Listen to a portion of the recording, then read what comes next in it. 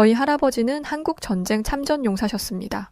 돌아가시는 순간까지도 한국과 가까운 사람이 되라며 당부하셨습니다. 하지만 그때는 몰랐습니다. 성인 세 걸음의 오차, 단 3m라는 경이로운 수치 앞에서 미 국방부 전체가 침묵했습니다. 한국은 전쟁통에 가난했지만 모두가 글을 쓰고 읽을 수 있었다. 수십 년이 지나서 이것이 얼마나 무서운 이야기였는지 깨달았다고 말하던 그에게 대체 무슨 일이 있던 것인지 그 충격적이었던 이야기를 지금 바로 시작합니다. 우선 절 소개하자면 미국 그린베이에 살고 있는 마크라고 합니다. 저는 현재 미 국무성에서 일을 하고 있다는 것까지 말씀을 드릴 수 있을 것 같습니다. 자세한 이야기를 한다면 제 업무가 업무인지라 문제가 될 수 있기 때문에 자세한 이야기는 못 해드린다는 점 양해를 부탁합니다. 어쨌거나 제가 이렇게 글을 쓰게 된 이유는 바로 한국이라는 나라 때문입니다. 저는 아직도 그들을 이해할 수가 없으며 어떻게 그런 일들이 있었는지 생각을 해보고는 하는데요. 아마 이런 생각은 저뿐만 아니라 한국을 진짜로 알게 된 사람들이라면 저와 모두 같은 반응을 보일 거라고 생각합니다. 저는 1988년 오하이오 작은 마을에서 태어나게 되었습니다. 그리고 군인이셨던 아버지와 전직 군인이셨던 할아버지 밑에서 자라게 되었어요. 저희 할아버지는 지난 한국 전쟁을 참전하셨던 분이십니다. 할아버지는 세상과 작별하는 순간까지도 제 손을 잡고 이런 말씀을 하셨어요. 한국과 가까운 사람이 되어라. 당시에는 이 말의 뜻을 알 수도 없었고 이게 무슨 의미인지도 몰랐습니다. 당시 마을 사람들은 저희 가족을 두고 군인 가문이라고 불렀어요. 저 역시 그것에 자부심을 느꼈기 때문인지 군 관련 복무자가 되었습니다. 정확히는 군인은 아니었지만 그래도 연구자로서 우리 미국을 위해서 노력할 수 있다는 것에 큰 프라이드를 가지고 있죠. 그리고 돌아가신 할아버지는 제가 어렸을 적부터 항상 옛날 이야기를 해주시고는 하셨는데 특히 한국에 대한 이야기가 많았었죠. 우리 손자, 너 한국이라는 나라에 대해서 아니? 한국이요? 아니요, 처음 들어보는데요. 이 할아버지는 이 한국이라는 나라에서 어릴 적에 전쟁을 했단다. 한국 군인분들이 이 할아버지 목숨을 구해줬지. 지금이야 한국은 어마어마한 국가죠. 글로벌 기업인 삼성, 현대, 세계적 위상을 떨치는 문화 콘텐츠들. 지금 미국에서 이런 한국을 모르면 바보 취급을 받지만 제가 꼬맹이일 적만 하더라도 그렇지 않았습니다. 저 어릴 땐 오히려 북한이 한국보다 조금 더 알려지긴 했었으니까요. 그거야 몇 없는 독재 국가였기 때문에 알려진 것이었고 가난했던 한국에 대해서는 전혀 아는 바가 없었죠.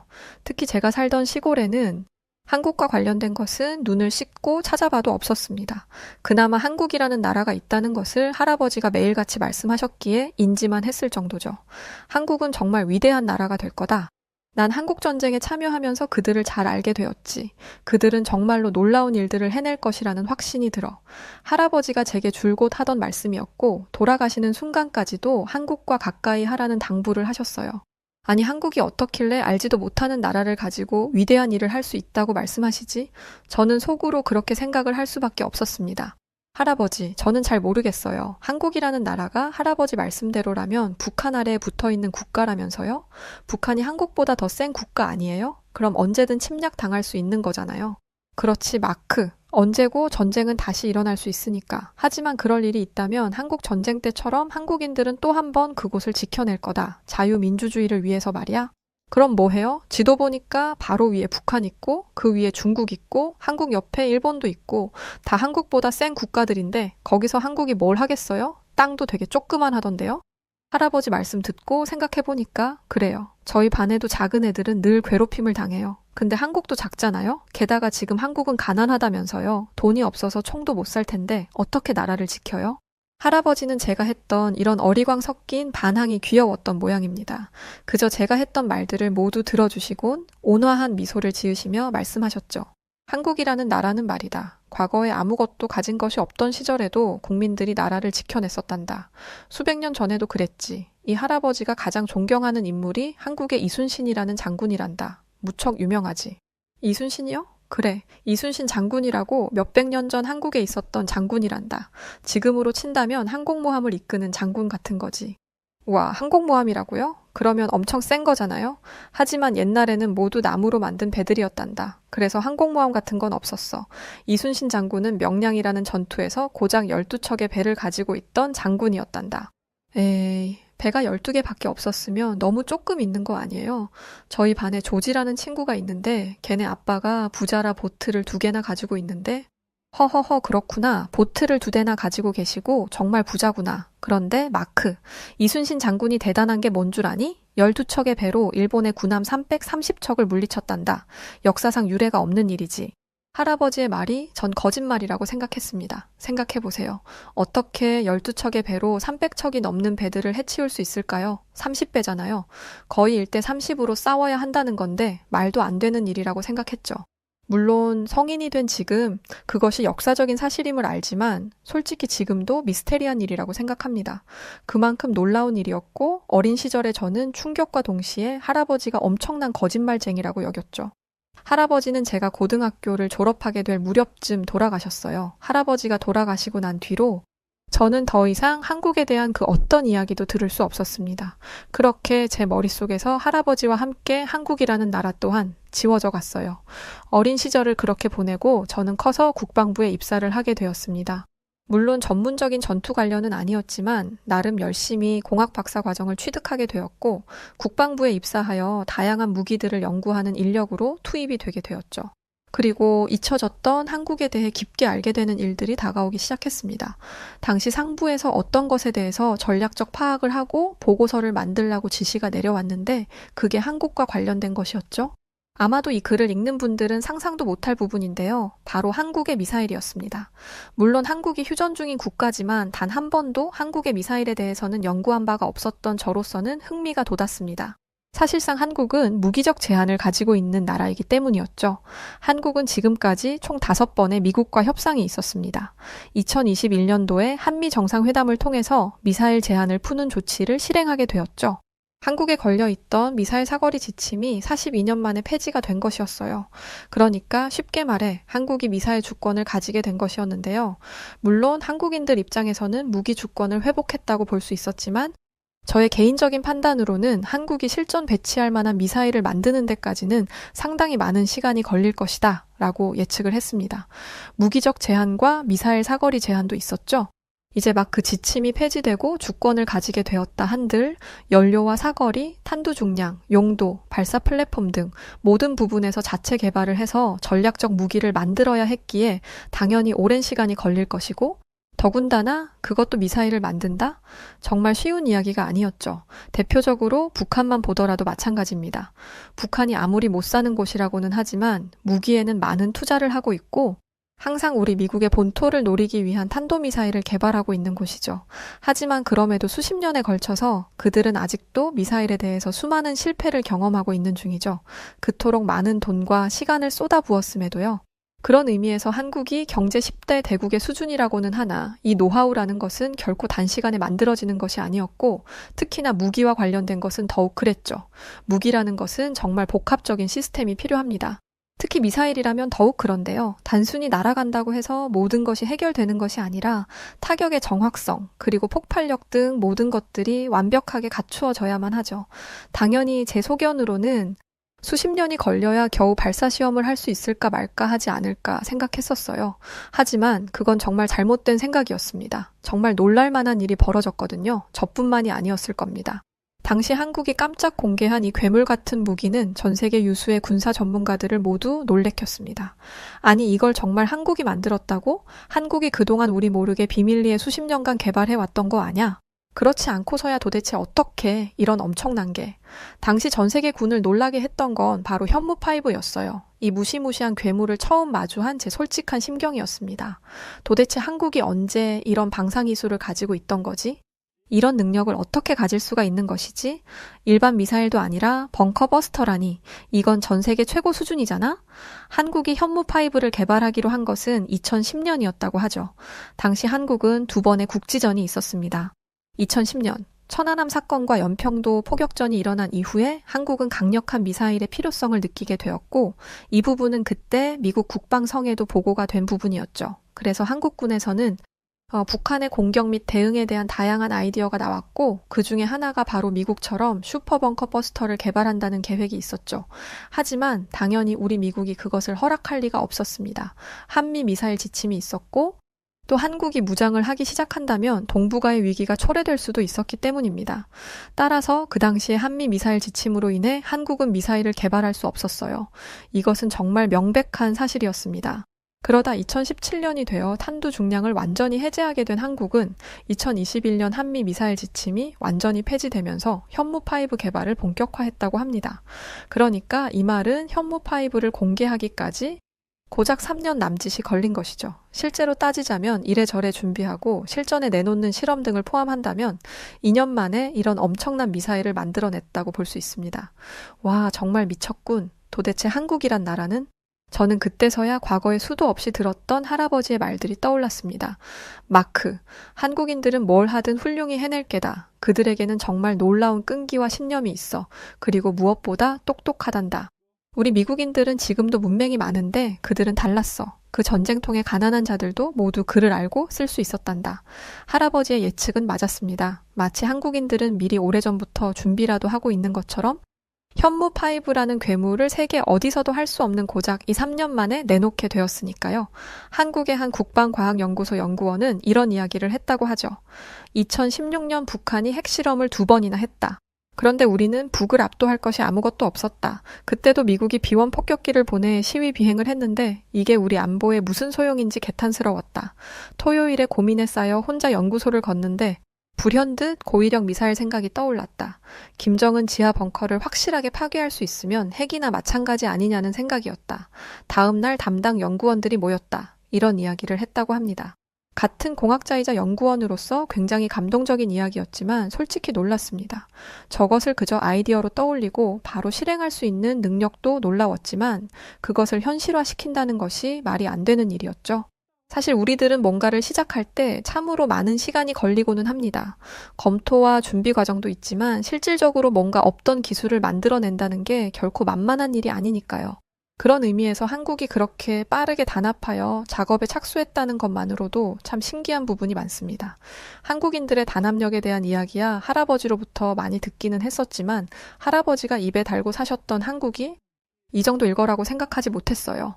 할아버지는 늘 마치 한국전쟁 당시 한국군의 일원이라도 된 것처럼 늘 한국을 자랑스러워 하셨죠.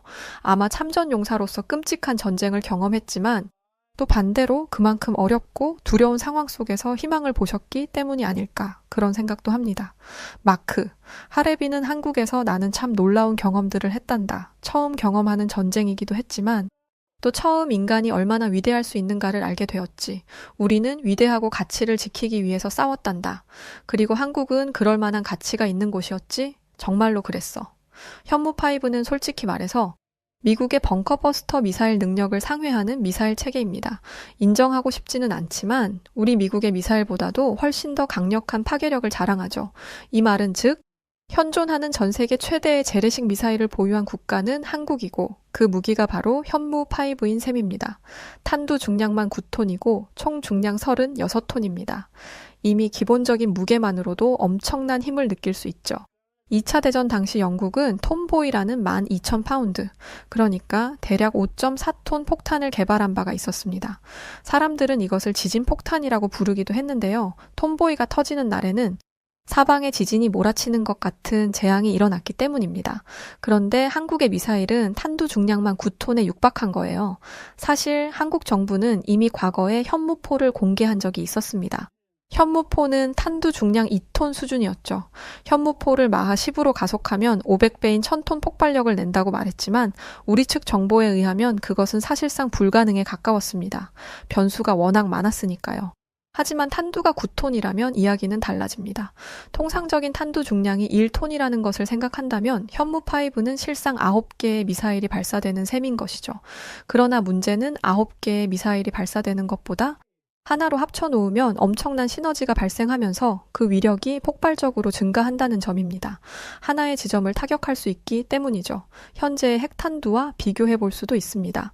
사실 재래식 미사일을 핵탄두와 비교한다는 것 자체도 웃긴 일이죠. 그런데 어처구니 없는 파괴력을 가진 이 괴물을 한국이 만들어냈다는 뜻입니다. 핵탄두는 10kg 폭발력이 보통 10배인 100kg 정도 됩니다. 따라서 탄두 중량 9톤이라면 대략 9메가톤 폭발력이라는 이론이 만들어지죠. 쉽게 말씀을 드리면 한국의 수도, 서울을 기준으로 1메가톤이면 서울시 모든 인구가 전멸할 수 있는 파괴력을 가지죠. 물론 핵일 경우입니다. 사실상 한국이 만들었지만 현무 한 발이면 한국 영토가 사라지게 된다는 것이죠.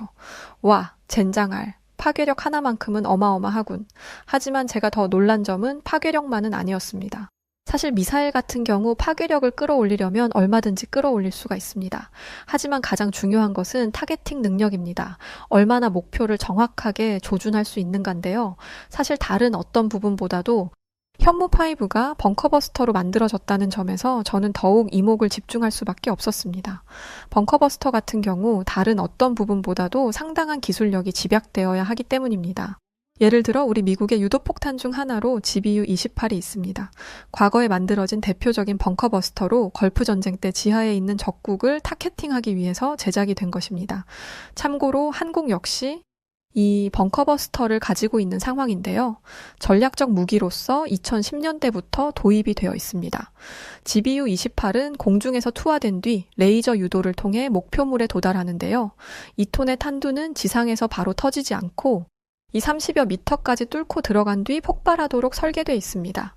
어쨌거나 이런 벙커버스터 미사일 기술은 극히 일부의 국가만 가지고 있는 기술입니다. 그런데 놀라운 점은 한국의 현무5가 이것을 한참 넘어서는 성능을 보여주고 있다는 것이었죠. 저는 당시 제 절친이자 동료 연구원이었던 해밀턴과 이런 이야기를 나눴던 기억이 납니다. 이거 20발만 있으면 원자폭탄과 마찬가지 위력을 낼 수 있을 것 같은데? 물론 정확한 실험을 해봐야 알겠지만 말이야. 그런데 이건 벙커버스터야. 무려 수백 미터를 뚫을 수 있는 능력을 가지고 있다고. 이건 그냥 괴물 수준인 미사일이야.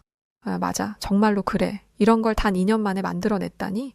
벙커버스터 기술을 우리 미국이 한국에 이전한 적이 있었나? 아니야, 무슨 말이야. 벙커버스터 미사일을 수출한 적은 있어도 관련 기술들을 한국에 내어준 적은 없었어. 아니 그럼 자체 개발이라는 거야. 도대체 한국이라는 나라는 어떤 나라인 거야? 이게 말이 되냐고. 실제로 제가 이렇게 놀랐기 때문에 당시 기억이 선명하게 납니다. 알려진 것으로는 100m 정도의 지하 벙커도 타격이 가능하다고 하지만 실제 연구를 해본 결과 200에서 300m 정도 안에 있는 지하 시설도 파괴할 수 있는 성능을 지니고 있을 것 같았습니다. 그들이 왜 이런 파괴적인 괴물 미사일을 만들었을까? 북한을 상대로 한다는 것 치고는 생각 이상으로 강력한 것 같아. 아마도 북한의 지하시설을 파괴하기 위해서일 것 같아. 물론 나도 동의해. 탄두를 줄인다면 북한 외에도 중국이나 러시아 전역을 겨냥할 수도 있지. 어쨌거나 북한을 타켓으로 가정하자면 말이야. 북한 같은 경우 화강암 지대에 엄청난 벙커들이 많이 있으니까 거기를 뚫을 위력의 미사일이 필요했던 거야. 그럴 수 있겠네? 하지만 이건 너무 지나친 것 아닐까? 이건 자칫 핵에 버금가는 미사일이 될 수가 있는데 말이야. 사실 한국은 핵시설도 많고 이런 괴물을 2년 만에 만들어내는 기술을 가지고 있다면 사실 마음만 먹으면 2개월 내로 핵 개발이 가능하지 않아? 자칫 대륙간 핵탄두 미사일로 보일 수도 있어. 뭐 설마 한국이 핵조약을 탈퇴하진 않을 거야. 그들은 엄청난 경제를 이끌고 있으니까. 핵이라는 이유로 손해볼 장사는 안 하겠지. 다만 우리 미 정부에서 판단을 하겠지만 확실히 이건 매우 위협적이긴 하네. 이후 자료들을 살펴본 결과 한국이 이런 고위력 탄도미사일을 개발한 목적은 역시나 북한의 지하시설을 파괴하기 위함이었습니다. 현재 북한 같은 경우 파악하기로 화강암 지대에 6,000회 이상의 지하시설물을 건설한 것으로 저는 자료를 보았습니다. 엄청난 숫자였습니다. 확실히 북한은 완벽히 전시체제로 돌아가는 나라인 만큼 사람들이 어떻게 살든 대부분의 경제력을 군사력에 투자를 하고 있다고 볼 수 있었죠. 그래서 실제로는 더 될 수 있을 것이란 생각을 했어요. 그리고 김정은 같은 경우 300m 이상의 지하시설에 벙커를 두고 있다는 것도 핵심이죠. 단순히 중동에 있는 테러 단체들의 규모와는 차원이 다른 수준이기는 합니다. 그것을 맞서는 한국인 만큼 더 강한 뭔가가 필요하긴 했을 것 같습니다. 특히 제가 알고 있기로는 평양에 300m짜리 지하도시를 건설해 놨다고 하더군요. 아는 지인으로부터 이야기를 들은 바가 있었는데 사실 현재 타격 기술로는 북한의 지하 벙커를 완벽히 타겟팅하기에는 불가능한 부분들이 있습니다. 그런데 한국이 자체적으로 그 기술을 개발한 것이었죠. 그렇다 보니 사실 이해는 갔습니다. 우리 미국은 본토에 떨어지는 탄도미사일을 방어하는데 초점이 맞춰져 있습니다. 북한의 핵탄두 미사일에 대한 방어 때문이죠. 그리고 한국을 위해서 무기를 개발하지는 않기 때문에 300m 시설을 꿰뚫을 정도의 탄도미사일은 우리에게는 딱히 필요가 없는 부분이었어요. 다만 한국으로서는 입장이 달랐을 것이라고는 생각합니다. 그런데 이걸 만들어야 했다는 이유보다도 듣고 보고 다들 놀랐었지만 어떻게 이걸 겨우 2년밖에 걸리지 않아 만들었느냐라는 것이 놀랍고 또 놀라웠던 것 뿐인 거죠. 당시 주변 국가들로서도 달갑지 않았을 겁니다. 그들도 분명 벙커들이 있겠지만 이 현무 파이브를 감당할 수는 없을 테니까요. 중국과 러시아 등등에서 한국의 현무 파이브를 보고 발끈한 것만 보더라도 쉽게 알 수 있습니다. 그리고 우리 국방부에서도 발표하기를 좋은 무기라는 것은 인정한다. 하지만 오버스펙이다. 라고 명백히 밝힌 바가 있습니다. 그런데 이에 더해 고위력 탄도미사일은 350km를 날아가 제주도 해상의 표적을 정확히 때렸다는 결과지가 등장했습니다. 겨우 오차는 3m 정도였죠. 성인의 세 걸음 정도면 이건 사실 오차라고 부를 수 없을 정도입니다. 원한다면 당장 어디든 정확히 타격을 할 수 있다는 것이죠. 이봐 마크, 그게 중요한 게 아니야? 날씨를 봐봐. 그게 중요해. 날씨? 저는 기록지에서 당시 기상 상태를 봤습니다. 사실 미사일 실험 같은 경우 기상 조건이 악조건일 때 하지는 않습니다. 왜냐하면 정확한 데이터를 얻을 수 없을 수도 있기 때문이죠. 예를 들면 강력한 태풍이 불거나 그러는 경우 당연히 미사일에도 막대한 영향이 갈 수밖에 없는 것입니다. 그런데 당시 제주도 상황을 보니 태풍이 다가오면서 해상의 날씨는 바람이 심하게 불고 파도가 높았던 상황이었단 것이었어요. 그런 상황에서도 고위력 탄도미사일은 목표에 정확히 명중한 것이죠. 저는 자연스럽게 관련 데이터들을 보면서 솔직한 평가를 내렸습니다. 그리고 상부에 보고를 했죠. 굉장히 위력적인 미사일이다. 한국이 이런 미사일을 개발한 것은 놀라운 수준이다. 솔직히 말해서 핵이 없더라도 그에 준하는 파괴력을 충분히 낼 수 있을 가능성이 있다. 세계 최고의 미사일이 등장했고 앞으로 당분간 이 미사일을 넘어설 무기는 나오지 않을 것으로 보인다. 이게 제 결론이었습니다. 그리고 마지막에 제 결론은 만약 현무5를 개량한다면 5,000km 정도의 탄도미사일이 완성될 것이다 라는 의견도 이야기를 했습니다.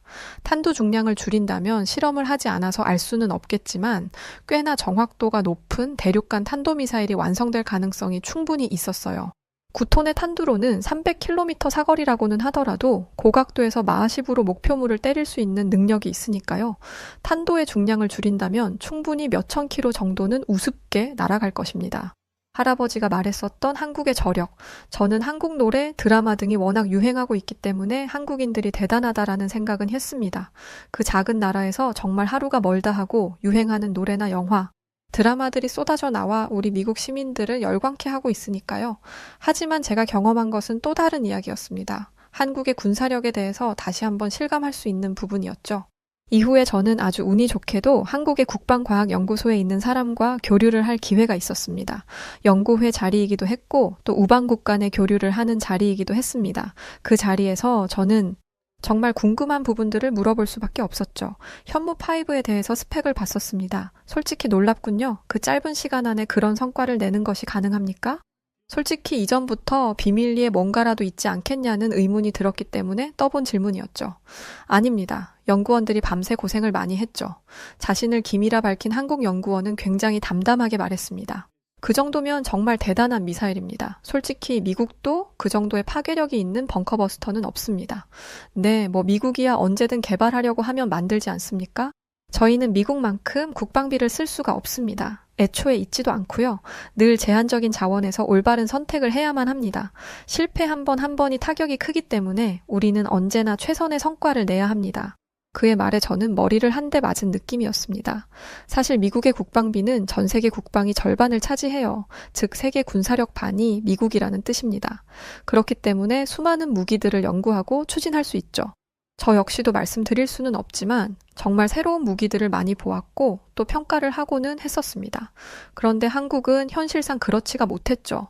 사실 그들 나라에서 어떤 자원도 나오지 않는다는 것을 그 이후에 한국에 관심을 가지게 되면서 알게 되었습니다. 오직 그들은 인적 자원밖에 없더군요. 할아버지가 한국인들은 그 전쟁통에 가난에 고통받는 사람들이 많았음에도 모두가 글을 쓰고 읽을 수 있다는 이야기를 했던 게 기억났습니다. 사실 미국은 지금도 무려 1600만 정도의 성인은 글을 못 씁니다. 굳이 배워야 할 필요를 느끼지 못했을 수도 있지만 그리 치열하지 않은 경쟁을 하기 때문이죠. 하지만 한국은 어린아이 때부터 혹독한 교육을 받아야 한다고 들었습니다. 그리고 성인이 되어서도 끊임없이 도태되지 않기 위해서 뭔가를 해야 한다고 하더군요. 문맹률이 0%인 나라는 전 세계 어디도 없죠. 오직 한국만 유일했습니다. 그것을 이해하고 나서야 그들이 왜 그렇게 놀라운 수준의 무기들을 빨리 만들어내는지 이해할 수가 있었어요. 한국이라는 나라에 대해서 저는 수많은 생각들이 들었습니다. 기회가 된다면 한국의 연구원들과 교류를 할 수 있는 자리가 늘어났으면 좋겠다는 생각을 했어요. 그리고 개인적으로 한국이라는 나라에 방문을 해보고 싶다는 생각도 했죠. 너무 궁금했으니까요. 또한 한때 할아버지께서 목숨을 바친 곳이기 때문입니다. 할아버지는 평생에 한국을 다시 가보는 것이 꿈이셨습니다. 거동이 힘든 몸과 자식들 모두가 군인이라는 특별한 직업을 가졌기에 할아버지는 꿈만 꾸시고는 결국 돌아가실 때까지 한국을 가지 못하셨어요. 매번 하도 만져서 흐릿해진 한국 전쟁 당시부터 가지고 계셨던 사진만 들여다보실 뿐이었어요. 그래서 가보고 싶다는 생각이 들었습니다. 그러고 나니 문득 세계은행의 한국에 대한 평가가 떠오릅니다. 한국과 관련된 다양한 자료를 보던 중 세계은행에서 한국의 변화에 대해서 언급을 한 부분이 있었죠. 1965년부터 1980년대까지 주요국들의 경제 성과를 분석한 동아시아의 기적, The East Asian Miracle 이라는 보고서가 있었습니다. 그리고 이 기간 중 세계 경제권을 통틀어 동아시아는 최대의 성과를 보였으며 한국은 동아시아 국가 가운데 최상의 성과를 냈다는 결론을 내린 바 있었죠. 1950년부터 1953년까지 3년간의 전쟁으로 산업시설이 거의 폐허가 된 상태에서 이뤄낸 경제성장을 이룩해낸 것이죠. 우리나라의 쌍둥이 타워가 테러 단체에 의해서 무너졌을 때 만들어졌었던 위기 상황을 생각하면 지금도 끔찍합니다. 하지만 그것은 전쟁은 아니었었죠. 그럼에도 그것을 극복하는데 우리 미국은 상당한 시간이 걸렸습니다. 하지만 한국은 완전히 무해 상태로 시작해 몇십 년 만에 정상화가 되었다는 것 자체가 믿기질 않습니다. 현무5라는 놀라운 무기에 대한 이야기를 하다 보니 그들이 궁금해졌고 한국이 어떻게 생존해 왔는지를 이해하게 된 것이었죠. 할아버지가 한국이 만들어낸 현무5를 보셨다면 무슨 말씀을 하셨을까요? 할아버지는 늘 한국 전쟁에 참여하여 자유민주주의를 수호한 것에 대해서 자랑스러워 하셨는데 그리고 한국이 눈부신 성장을 한 것에 대해서 마치 자식을 보는 듯한 기쁨을 느낀다고 말씀하셨는데 아마 현무5를 보셨다면 얼마나 행복해 하셨을까 생각하면 눈물이 앞을 가립니다. 저는 한국에 대해서 할아버지만큼의 애정은 가지고 있지는 못합니다. 저는 할아버지처럼 전쟁에 참여한 것은 아니니까요. 다만 할아버지 말씀에는 100% 전적으로 동의를 합니다. 한국인들은 놀라운 일들을 할 수 있는 사람들이라는 것을요. 앞으로 5년이 지나고 10년 지났을 때 한국은 어떤 모습을 보여줄 수 있을까요? 이건 순수한 물음입니다. 개인적으로 그들이 현재 경제적으로 어려움을 겪는다는 이야기를 듣긴 했습니다만 충분히 극복할 것이라고 봅니다. 무에서 유를 창조한 사람들이 한국인이기 때문이죠. 그리고 앞으로 현무6, 7이 등장했을 때 그 위력은 날이 갈수록 높아질 테죠. 그런 의미에서 생각을 해본다면 한국이 우리 우방국가라는 것이 얼마나 다행인 일인지 모릅니다. 사실 그렇지 못한 국가들은 이런 동아시아의 강력한 무기의 등장으로 긴장했으니까요. 어쨌거나 이야기를 하다 보니 엄청 뭔가를 길게 쓴 느낌입니다. 그냥 저의 솔직한 이야기들을 문득 써내려간 것입니다. 이것은 어디까지나 제 개인적인 의견이지 제가 속한 단체나 누구를 대변하지도 않습니다. 그냥 군인 집안의 사람으로서 또 군사 전문가로서 한국이 놀라운 발전을 보이고 있는 것에 대해서 재조명을 하고 싶었습니다. 혹시라도 이 글을 읽은 한국인들이 있다면 충분히 자부심을 가져도 좋은 나라라는 이야기를 하고 싶습니다. 오늘따라 돌아가신 할아버지가 너무나 보고 싶습니다. 미국 펜실베이니아주 필라델피아에 있는 아이비리그 대학, 중국인 국적의 교수와 중국에서 유학 온 학생, 그리고 한국인 학생이 대치하고 있는 모습이 보입니다. 이 학교에는 아주 유명한 한국인 유학생들로만 구성되어 있는 IT 크루라는 동아리가 있는데요. 이 학교에서 한국과 중국이라는 거대 동아시아 국가의 마찰이 생겨나기 시작해 난리가 났다고 하는데 과연 무슨 일이 있던 걸까요? 안녕하세요. 저는 미국에서 유학 중인 프랑스 국적의 마리라는 학생입니다. 한국과 관련한 특별한 경험을 하게 되어서 사연을 적게 되었는데요. 저에게 한국은 언제나 늘 신비롭고 특별한 나라였어요. 조용한 사람들이 모인 나라, 그러면서도 뭔가 문화적으로는 최근 좀 주목받고 있는 나라이기도 했죠. 사실 두리뭉실하게만 알고 있었지 평소 한국에 대해 깊이 알지는 못했습니다. 하지만 이번에 참여한 국제대학 정치 외교 세미나에서 저는 예상치 못한 논쟁을 목격하게 되며 한국에 대한 깊은 관심을 갖게 되었는데요. 사실 이번 세미나는 동아시아 국가들의 군사력과 기술력을 주제로 한 포럼이었고 세계 각국에서 온 학생들과 전문가들이 참석한 자리였습니다. 특히 저는 다양한 국적의 유학생들이 자국의 군사적 성취와 기술적 발전에 대해 발표하는 자리에 깊은 흥미를 느끼며 참여하게 되었죠. 각국의 다양한 관점과 자부심이 드러나는 자리였으니까요. 그날 한국을 대표해 발표를 맡은 사람은 예훈이라는 한국인 유학생이었습니다. 저는 예훈과 종종 같이 수업을 들었었는데 예훈은 평소 조용하고 차분한 성격이었지만 논리적이고 깊이 있는 발언으로 강의실에서 주목받던 인물이었습니다. 오, 그 예훈이구나. 그의 발표를 기대하며 저는 자리에 앉아 있었습니다. 예훈의 발표는 한국이 이룬 군사적 성취와 기술적 발전에 대한 이야기로 시작되었어요. 그는 한국이 경제 발전과 함께 군사력을 강화해왔고 이를 통해 자국을 방어할 수 있는 강력한 능력을 갖추게 되었다고 설명했습니다. 특히 한국의 첨단 기술이 어떻게 군사력 증강에 기여했는지를 논리적으로 설명하던 중이었죠. 하지만 그 순간 중국 출신의 유학생이었던 지아오라는 학생이 갑자기 손을 들고 예훈의 발표를 중단시키며 발언을 시작했어요. 잠깐만 예훈, 미안한데 같은 아시아인으로서 아무래도 내가 이 말은 꼭 해야 할 것 같아서 도무지 그냥 듣고 있을 수만은 없어서 말이야. 있지? 한국의 군사력과 기술력에 대해 좀 너무 뻥튀기 하고 있다고 생각 안 해? 중국은 수천 년 동안 동아시아의 중심 국가로서 군사적으로 우수함을 보여왔어. 지금도 세계적인 강대국으로서의 위치를 유지하고 있지? 네가 말하는 한국의 성취가 중국과 비교할 수 있을 정도라고 생각하는 건 솔직히 너무 과하다고 생각하지 않아? 이런 우리 중국에 대해서 입을 다물고 있는데 너무 한국인이라고 한국을 높이 평가하는 거 아니니? 강연장은 순간 긴장감이 돌았습니다. 여러 나라에서 온 학생들이 이 논쟁을 주목하고 있었어요. 저는 예훈이 어떻게 대응할지 숨죽이며 기다렸습니다. 과연 그가 평소처럼 당황하지 않고 침착하게 대응할 수 있을지 궁금해졌죠. 그리고 그때 예훈이 고개를 끄덕이며 대답하기 시작했습니다. 지아오, 네가 말한 중국의 군사적 성취와 역사적 우수성에 대해선 나도 인정해. 중국은 오랜 시간 동안 동아시아에서 중심적인 역할을 해왔고 군사적으로도 강력한 나라였지. 그래, 네가 인정할 줄 알았지. 지아오가 호탕하게 웃었습니다. 하지만 예훈은 멈추지 않고 말을 이어갔어요. 하지만 내가 오늘 이 자리에서 이야기하려는 건 그와는 다른 측면이야. 한국의 군사력과 기술력은 단순히 과거의 성취가 아닌 현대적인 혁신을 통해 이룩한 결과거든. 한국은 전쟁의 폐허에서 시작해. 이제는 전 세계적으로 인정받는 군사 강국이자 기술 강국으로 성장했어.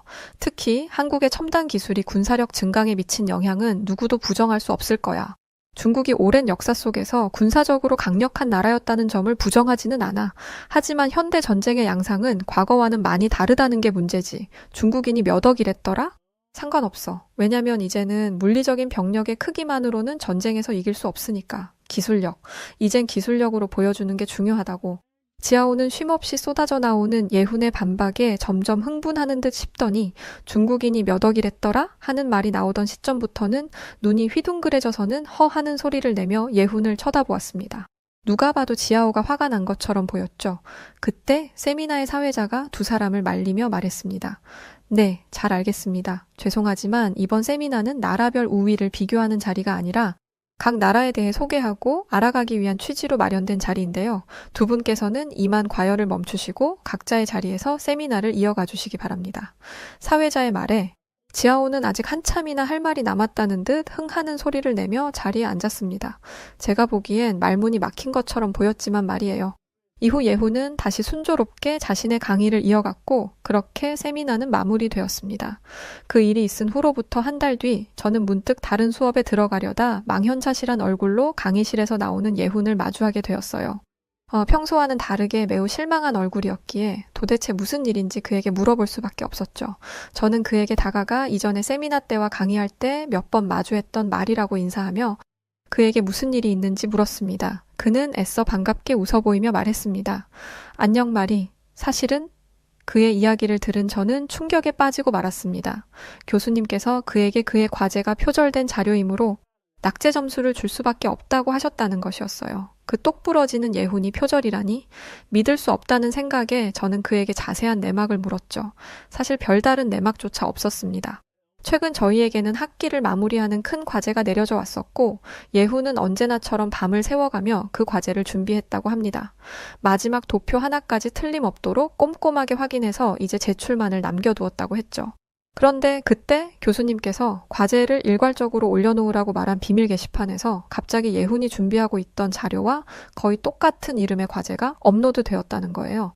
게시판은 과제명 말고는 모든 것이 비밀로 유지되는 게시판이었기 때문에 예후는 그 상대가 누군지 알 수 없었고 혹시나 하는 마음에 재빨리 마무리를 지어 교수님에게 과제를 제출했지만 교수님께서는 이 과제가 바로 얼마 전에 똑같은 내용으로 이미 업로드되었던 과제라고 하며 둘 중 한 명이 표절을 한 게 분명하다고 하셨다고 합니다. 그런데 예훈이 두 번째로 제출했기 때문에 교수님께서는 예훈을 표절자로 판단할 수밖에 없었다고 하더라고요. 이 말을 하며 예훈은 세상이 무너진 것 같은 얼굴을 하고 있었습니다. 저는 예훈이 평소 과제와 강의에 얼마나 열심이었는지를 알고 있었기 때문에 그의 억울함에 동감할 수 있었습니다. 예훈은 도대체 누가 그 과제를 올린 것인지만이라도 알려달라고 했지만 교수님은 끝까지 알려주지 않으셨다고 해요. 그렇게 예훈은 어떻게 된 영문인지도 모른 채 그대로 낙제 점수를 받게 생긴 상황이었어요. 저는 예훈을 위로하려 했지만 예훈은 어느 때보다도 망연자실한 얼굴로 애써 웃어 보이며 이내 복도를 걸어 저 멀리 사라져갔습니다. 제가 할 수 있는 거라고는 그의 안쓰러운 뒷모습을 지켜보는 수밖에는 없었어요. 그렇게 예훈과의 대화를 마치고 나서도 저는 그의 이야기가 머릿속에서 떠나지 않았습니다. 예훈이 겪은 일이 너무나도 억울하고 불공평하게 느껴졌기 때문이에요. 그는 항상 성실하게 공부하고 누구보다도 학업에 열정적이었던 학생이었죠. 그런 그가 표절자로 몰려 낙제 위기에 처했다는 사실이 믿기지 않았습니다. 저는 이 상황을 그냥 넘길 수 없다고 생각하게 되었어요. 며칠 후 저는 우연히 지아오와 그의 무리가 도서관에서 얘기하고 있는 모습을 보게 되었어요. 그들은 평소처럼 무리지어 있었고 누군가의 말을 듣고 깔깔대며 웃고 있었어요. 저는 별다른 생각 없이 지나치려고 했는데 그 순간 그들의 대화 중 한마디가 제 귀에 들어왔습니다. 예훈이 그걸 알면 어떤 표정을 지을까? 아마 얼굴이 새빨개져서는 흥분해 난리를 치겠지? 지아오가 무슨 말을 하는 건지 정확히 알 수는 없었지만 그 순간 저의 직감이 강하게 작동했어요. 저는 조심스럽게 그들 근처에 자리를 잡고 책을 읽는 척하며 그들의 대화를 엿듣기 시작했습니다. 그들이 예훈에 대해 얘기하고 있었고 그 말투에서 무언가를 꾸민 것이 분명하다는 확신이 들었죠. 지아오가 이렇게 말했습니다. 그렇게 쉽게 낚일 줄이야. 과제 하나 훔쳐서 이름만 바꿔서 올렸는데 말이지. 교수님도 멍청해.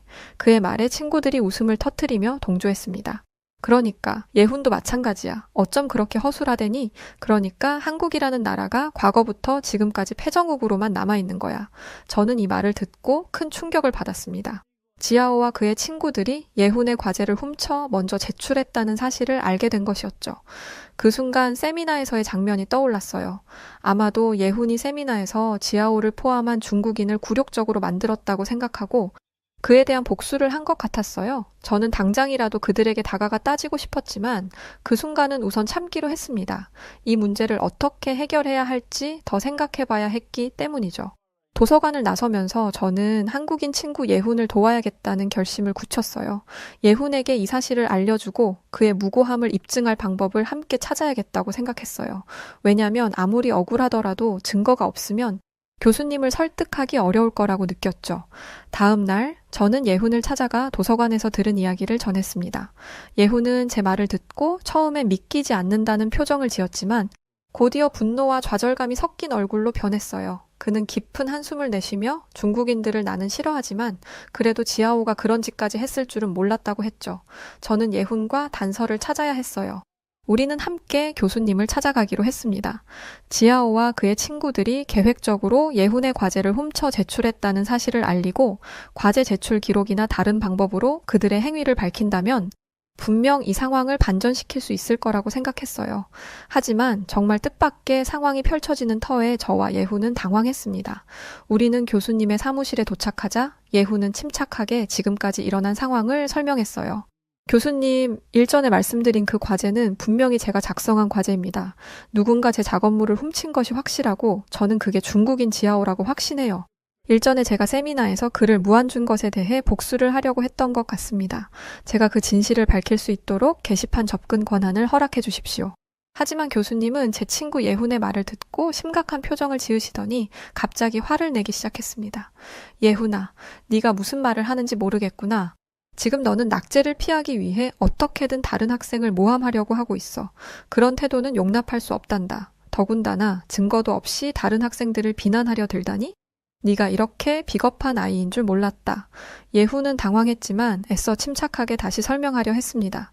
교수님, 한 번만 저를 믿어주십시오. 접근 권한만 주신다면 제가 바로 밝혀낼 수 있습니다. 그런데 그때였어요. 갑자기 옆에 있던 중국에서 온 중국인 교수님이 끼어들며 말씀하시더군요. 학생, 예훈 학생이라고 했나요? 저도 교수님 의견에 동의합니다.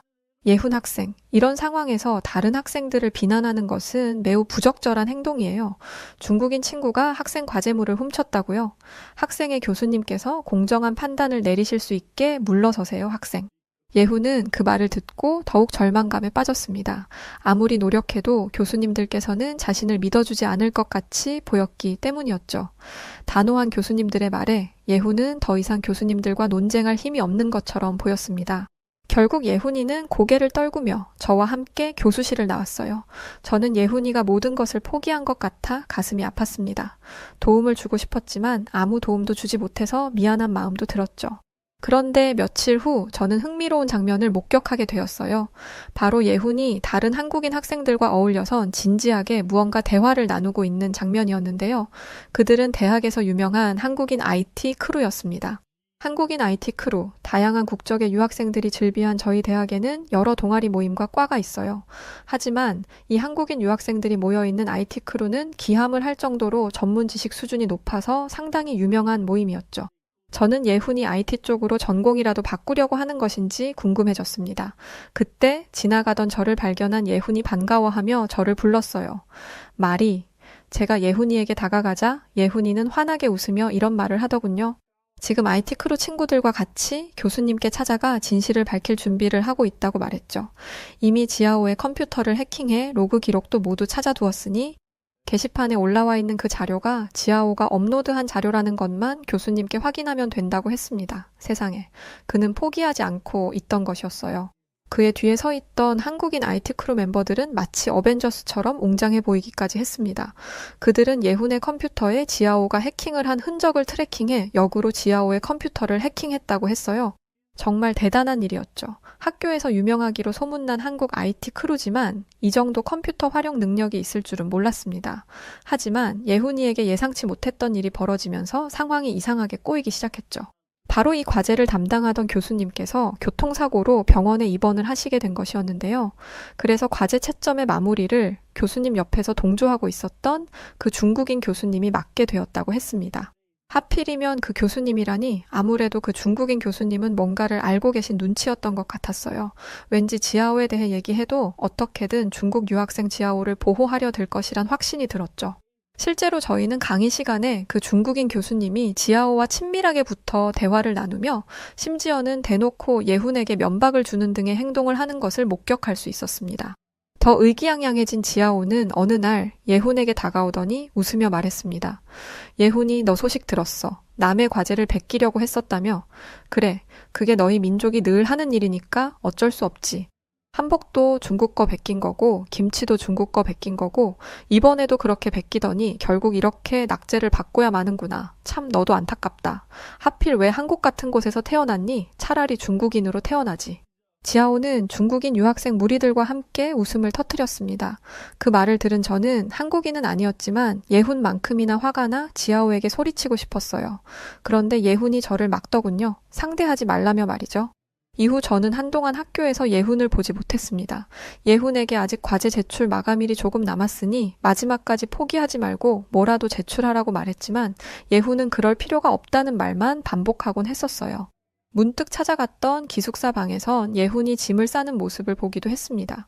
저는 예훈이 모든 것을 포기하고 다른 곳으로 떠나려 하는 건지 걱정이 되었어요. 하지만 뭐라고 참견을 할 순 없었기에 말없이 제 기숙사로 돌아올 수밖에 없었죠. 그러던 중 놀라운 일이 벌어졌습니다. 과제 제출 마감일을 딱 하루 남겨놓은 날 밤 갑자기 게시판에 있던 모든 과제물이 전부 그 문제의 과제물 이름으로 싹 바뀌어버린 거예요. 놀라운 광경에 저는 곧바로 이게 예훈이 벌인 일이라는 것을 직감했습니다.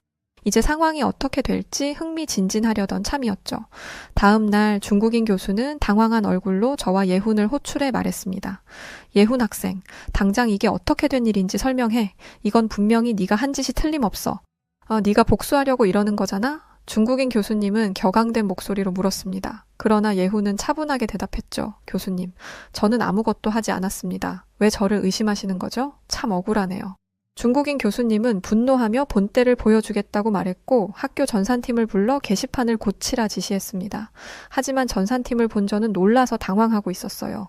왜냐하면 전산팀 몇 명과 함께 섞여 들어온 한국인 IT 크루 인물들을 발견했거든요. 그들은 자연스럽게 전산팀 직원인 것처럼 같은 모자를 쓰고 있었습니다. 그들은 교수님의 명령대로 게시판을 고치는 척하면서 동시에 예훈의 주장에 대한 증거를 찾기 시작했습니다. 그들이 모든 증거를 뒤지는 동안 중국인 교수는 초조한 얼굴로 한숨만 내쉬고 있었어요.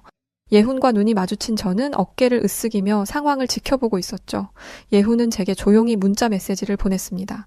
IT 크루가 지금 게시판에 기록된 모든 활동 로그를 분석하고 있는 중이라고 말이죠. 저는 교수님의 눈을 돌리기 위해 연신 교수님께 질문을 드렸어요. 그리고 이윽고 갑자기 방 안에 찾았다 라는 소리가 울려 퍼졌습니다.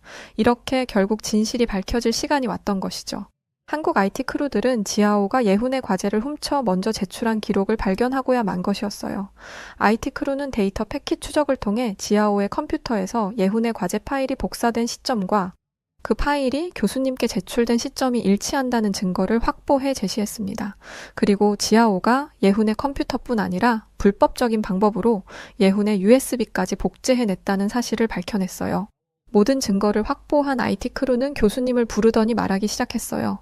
교수님, 이 게시판을 복구하는 게 중요한 게 아닌 것 같은데요. 여기 보세요. 이 로그 기록은 지아오가 예훈의 과제를 훔친 게 나와 있는데요.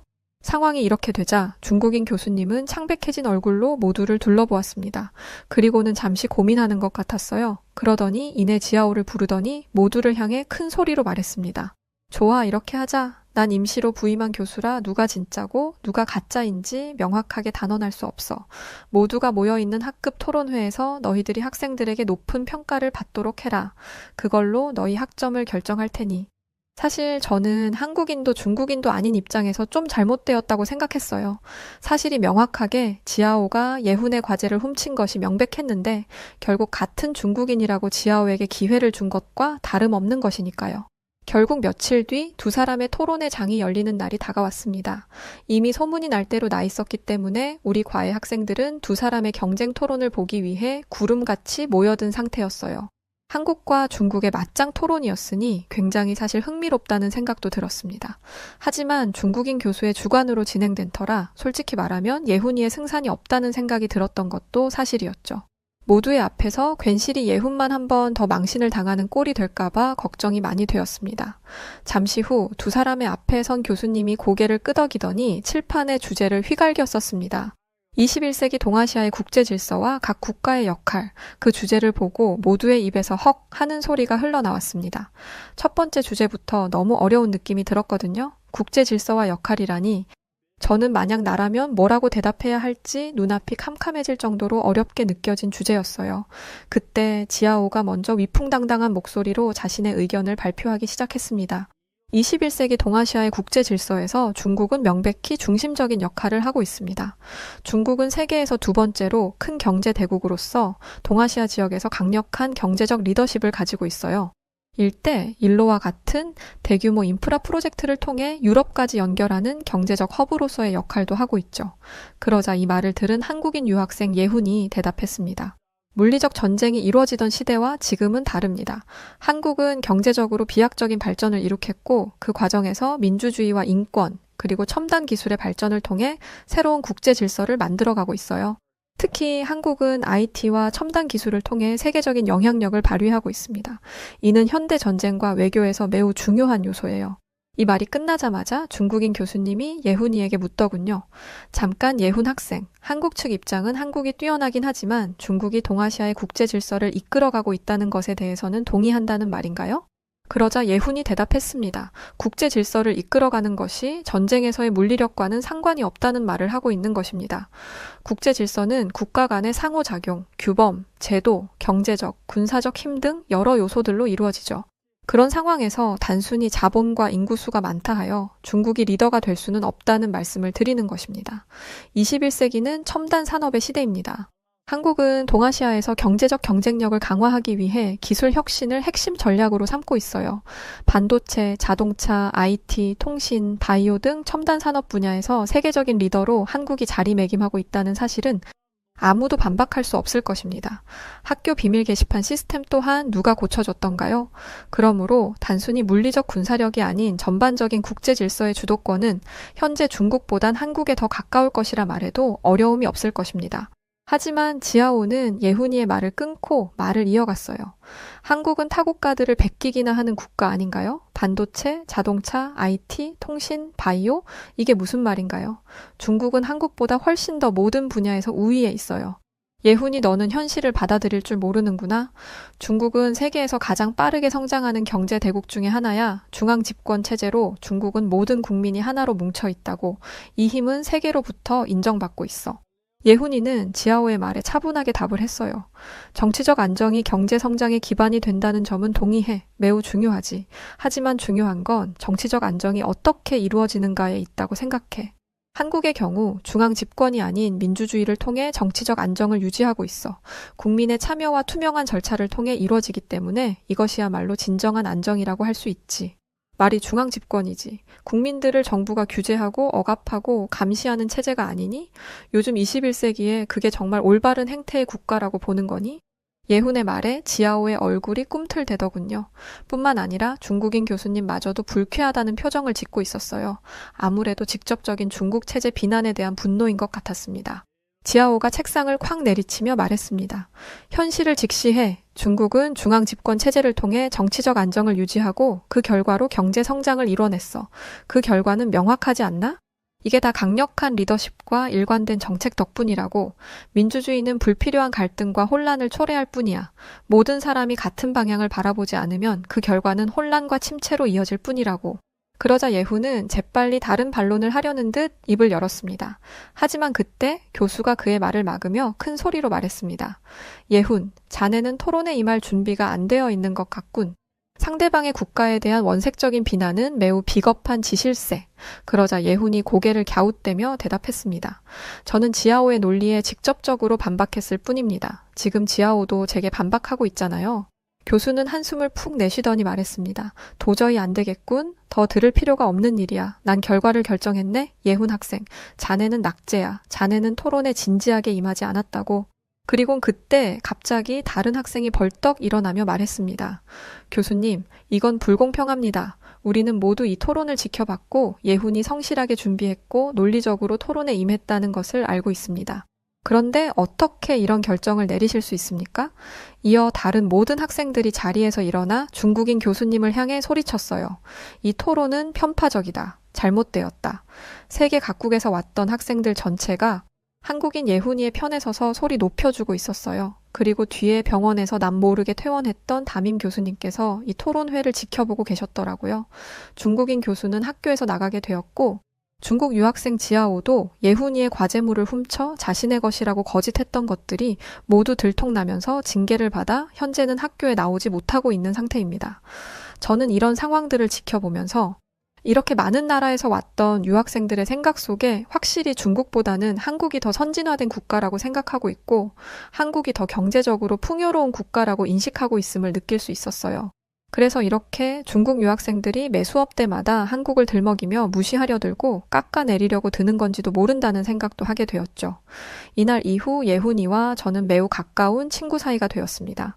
사실 제가 태어난 프랑스도 한국을 무시하려는 경향이 없지 않는 국가지만 파리올림픽 때 이후로 한국이 얼마나 대단한 나라인지 많은 프랑스 사람들이 알게 되었고 그 이후로는 조금 덜해진 상태긴 해요.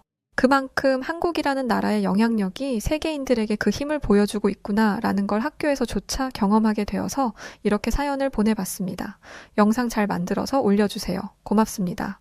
네, 오늘 사연 여기까지입니다. 우리 대한민국 학생들이 먼 타지에서 참 고생들이 많은 것 같네요. 아무쪼록 학업에 열중하시고 저런 중국인들 신경 쓰지 않으셨으면 좋겠어요. 자, 그럼 오늘 사연 어떻게 들으셨나요? 사연이 좋으셨다면 구독과 좋아요 부탁드리고 저는 사연을 전해드렸던 여우튜브 송은지였습니다. 영상 끝까지 시청해주셔서 고맙습니다. 더 좋은 영상으로 찾아뵐게요. 감사합니다. 사랑합니다.